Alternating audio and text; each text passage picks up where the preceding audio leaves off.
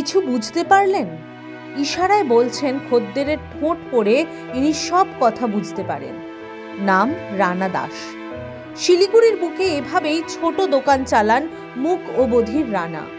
ঠোঁট পড়ে বুঝে নেন ক্রেতাদের কথা, ইশারায় বুঝিয়ে দেন সবকিছু।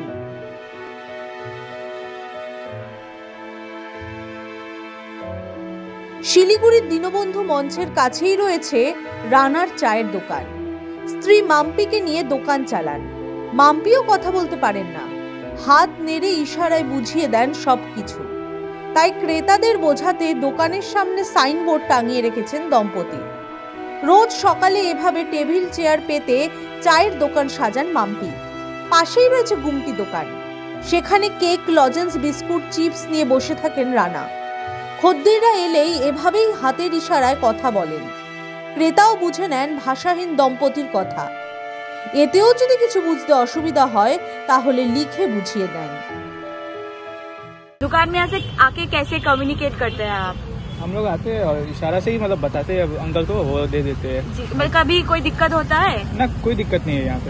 কেমন লাগে এনার দোকানে এসে ইশারায় যে কথা বলেন? কোনো অসুবিধা হয় কি? না কোনো অসুবিধা নেই।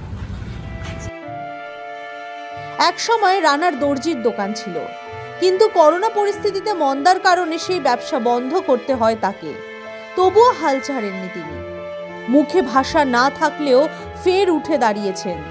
তাদের 2 সন্তানও রয়েছে, তারা শিলিগুড়িতে একই স্কুলে পড়ে। এভাবে হার না মেনে বাঁচার লড়াই চালিয়ে যাচ্ছেন রানা ও মাম্পি।